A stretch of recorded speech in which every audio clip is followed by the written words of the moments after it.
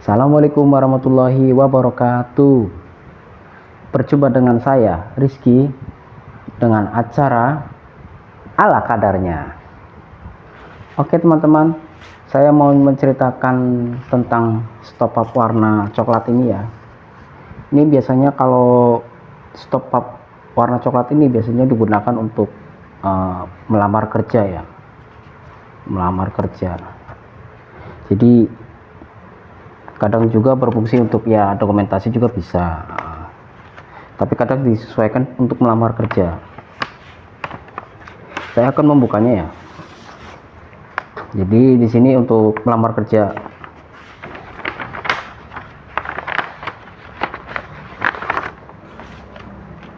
Nah, kenapa stop up coklat itu identik dengan untuk melamar kerja? Jadi untuk meringankan atau merapikan dokumentasi kita ya untuk melamar kerja. Hasilnya seperti ini nanti. Kita emang kalau misalkan mau kerja atau mau melamar kerja, nyari-nyari gitu, memang agak susah. Apalagi emang ini lagi zamannya pandemi atau yang dimaksud PPKM ya. Jadi untuk melamar kerja emang butuh info-info loker yang job stress seperti itu, dan juga kita harus ngelamarnya tuh dengan skillnya kita. Mau ngelamar di mana gitu, mau ngelamar di bagian perkantoran lah, atau mall, atau misalkan kita ngelamar di pabrik, garment, segala macam gitu. Kalau ini sih saya untuk ini cuma ngelamar kerja di bidang sales ya atau marketing ya. Untuk nilai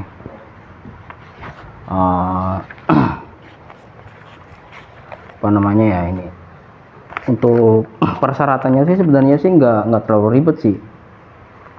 Cuman sekedar hanya foto ya, foto ukuran 4x6 satu lembar ya, satu helai, terus sama KTP, fotokopi KTP ya ini ya satu, terus juga ada hal lamaran pekerjaan ini ya, ini menjelaskan ini bahwa kita mau ngelamar kerja gitu.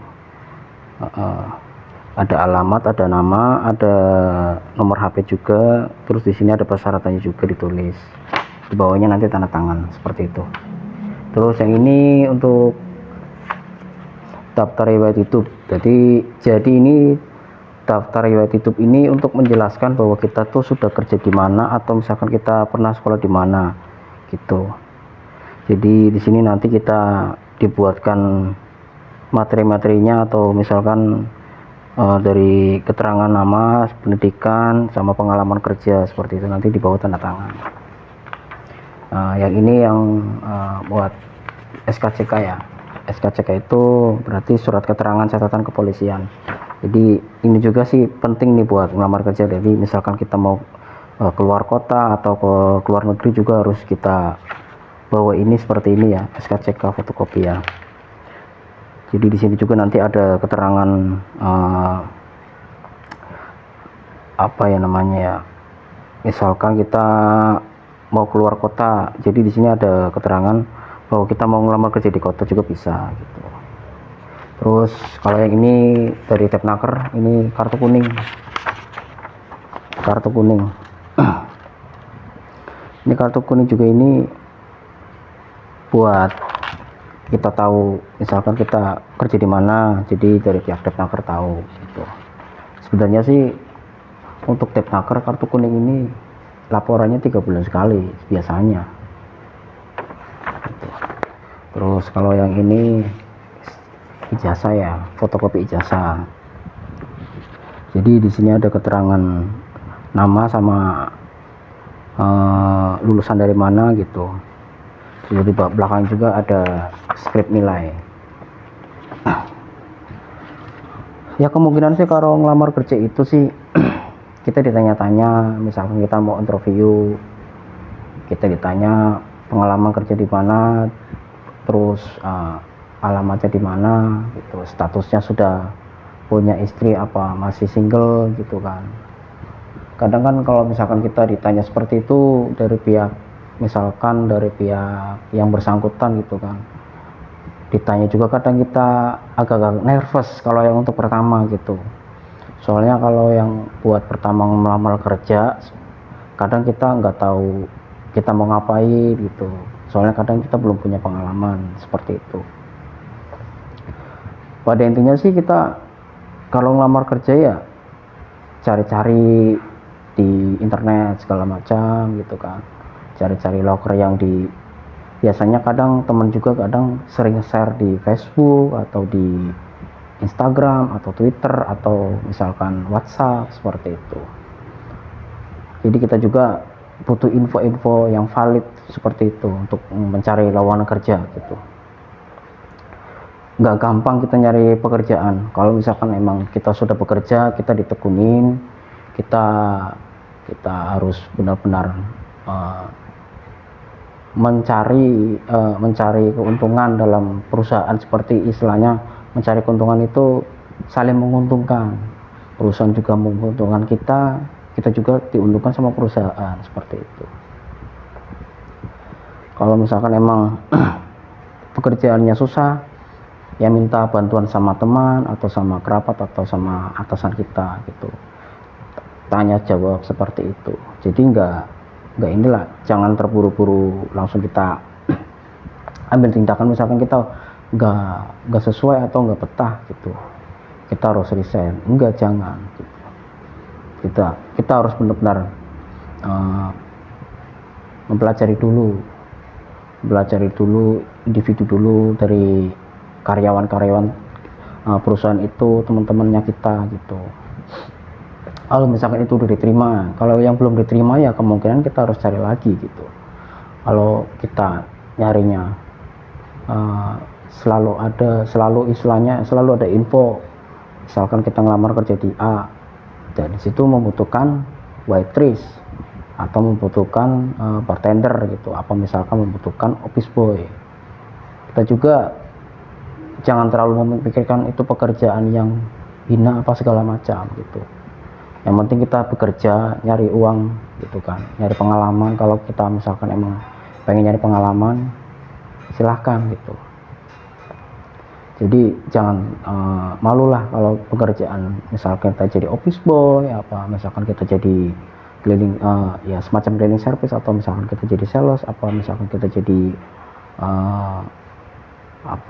kurir segala macam. Kita jangan malu, karena pekerjaan itu bisa menghasilkan banyak uang. Misalkan kita menghasilkan banyak uang, itu kita bisa mendapat uang lebih banyak daripada pekerjaan yang lain gitu. Intinya sih, pada intinya ya melamar pekerjaan. Jadi pada melamar pekerjaan ini sih sesuai dengan ijazah masing-masing. Misalkan ijazahnya SMP atau SMA, atau misalkan D3 atau misalkan S1 juga. Kadang juga ada yang S1 juga nggak mau ini apa namanya, dia nggak memikirkan pekerjaan apapun, yang penting dia mendapatkan uang seperti itu. Yang penting dia mencari pekerjaan yang halal seperti itu. Banyak kok teman-teman saya yang seperti itu kok.